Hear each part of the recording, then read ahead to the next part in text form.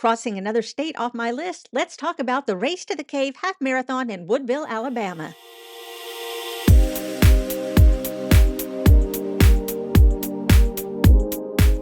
Good morning. It is about 54 degrees or so. There's expected to be drizzle in about half an hour or so. We're gonna have some interesting conditions today, but people are still here turning out.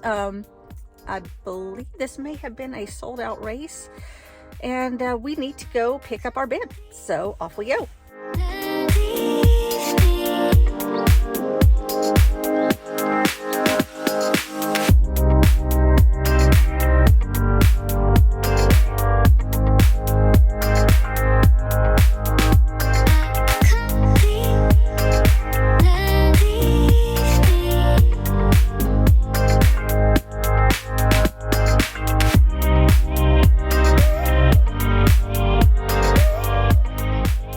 Okay, quick and painless. We got our shirt and we got our bib.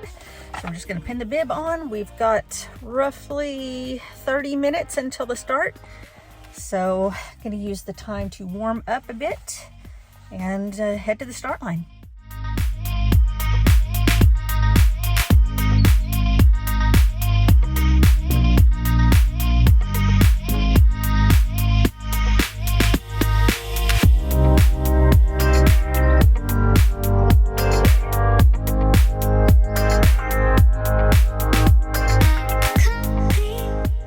We are about 4 minutes from the start. My hamstrings are a little tight and I'm a little underhydrated, so I hope that doesn't come back to bite me in the butt. But they've just given us our race instructions and told us where the aid stations are, so we're ready to get going.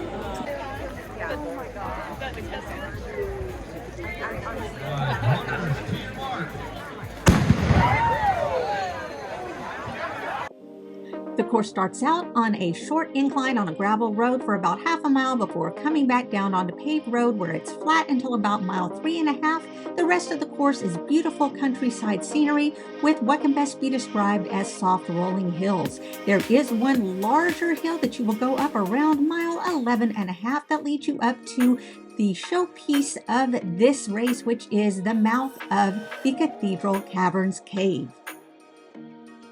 Once you're inside, it does take a moment or two for your eyes to adjust to the sudden darkness, but it is a beautiful, beautiful place to run. Every single runner that I saw went completely silent once they got inside the cave. Everyone had to stop and admire the scenery.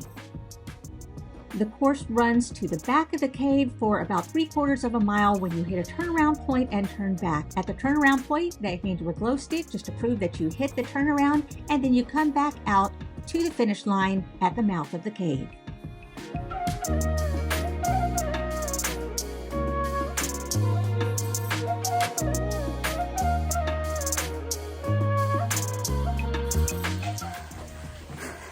This is amazing.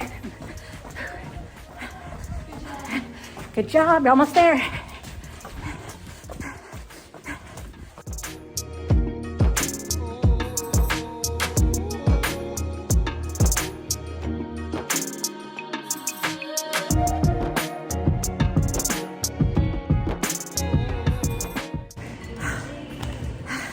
Made it. Definitely not a PR, but man, what an experience.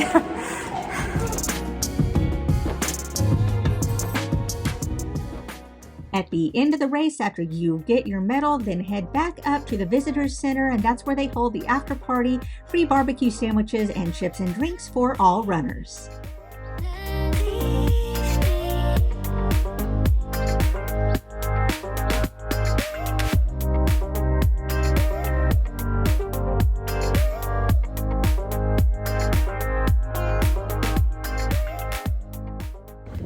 So behind me, super steep hill. That's the hill that you have to go up at mile 11-ish, 11.5 to get up to the cave system. And then you gotta come back down after the after party for about a mile or so, because that's how far it is to the start line and where you parked. So just taking a nice stroll back to the car. So here we are back in the car. I've changed clothes and I am ready to head back home. This was a beautiful, beautiful race. Totally glad that I did it. This is definitely not one that you're going to want to do if you're scared of rolling hills, that's for sure. And then of course you've got a massive hill that you got to get up at the end, and there's lots of ups and downs within the cave itself. But we'll talk a little bit more about that after we take it inside. And we are back home again. So let's talk a little bit just about how the race went for me in particular. I was actually pretty happy with how it went, despite the fact that this was nowhere near a PR. I really wanted to enjoy myself at the end and take my time to look around the cave because it was just absolutely gorgeous, just stunning. So I wasn't really worried about my time. I wasn't paying attention to it. But I will say that with the emphasis that I've been putting on physical therapy and a little more strength training, things like that, I was much better prepared for the rolling hills that are the majority of this course. So that is definitely something that I'm grateful for. Nothing could have prepared me for that very steep hill at the very end of the course, though.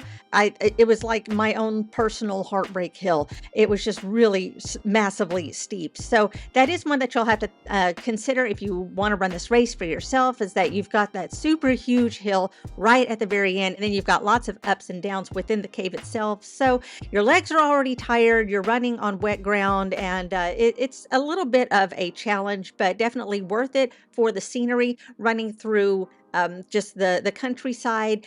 It's absolutely beautiful. So if you like scenery, then this is definitely one that you're going to want to check out. As I mentioned earlier in the video, you do run for about half a mile or so on gravel at the very beginning until you get out of the state park area and onto the actual roads.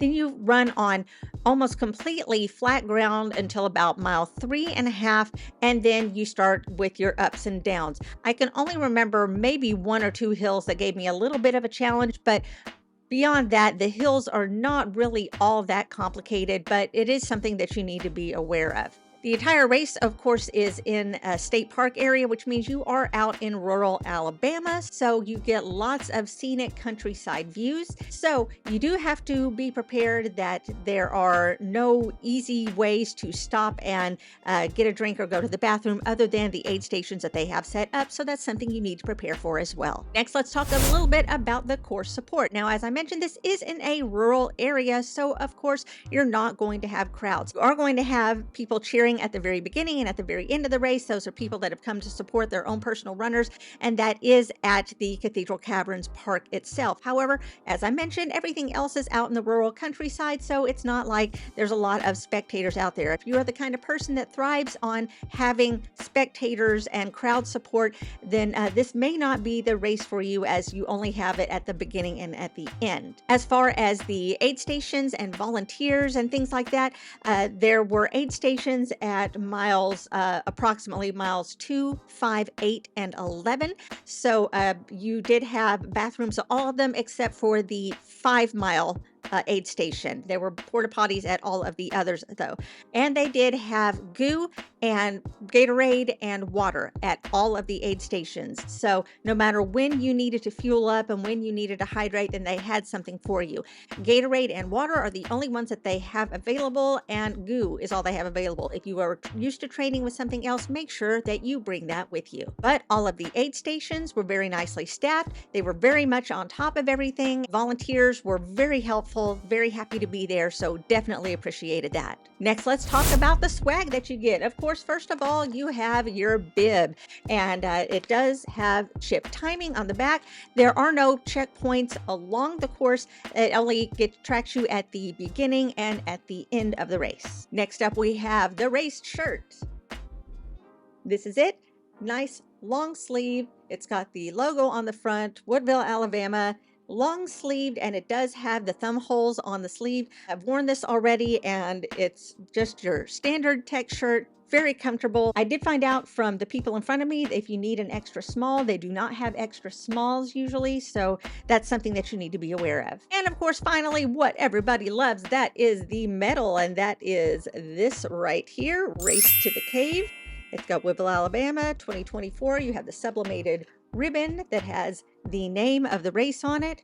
It's good, hefty metal, definitely good quality metal, very good size too. So definitely worth the money for that. And finally, would I run this race again? And I would say absolutely. In fact, Woodville, Alabama is just outside of Huntsville, Alabama, and there are a lot of different touristy things that you can do there. Most specifically that I can think of would be the Space Center, which I drove past a couple of times, really wanted to go, but didn't have time to do it. So I'm definitely going to plan a trip again so I can go maybe do this race and do the Space Center at the same time. This is definitely something that I would consider running again. The scenery was great. The aid stations were great. And I just really enjoyed it. Plus, I would love to have another run at that final hill at the end and just be able to run in the cave. That was a beautiful experience. There you go. There are my thoughts on the Race to the Cave in Woodville, Alabama. Is this one that you have run before or one that you would consider running? Why don't you let me know down in the comments below. Don't forget to check that you're subscribed while you're there. It doesn't cost you a thing. Just click that button and it keeps you up to date on all the running adventures I'm having all the time. You could also give this video a big thumbs up. Both of those get me out to more runners just like you. You can also follow me on social media. All the links are down in the description. You can find me across all platforms under the name Running Geek Girl. Thanks so much for joining me. I'm so glad you could be here. Remember to laugh hard, run fast, and be kind. I will see you later.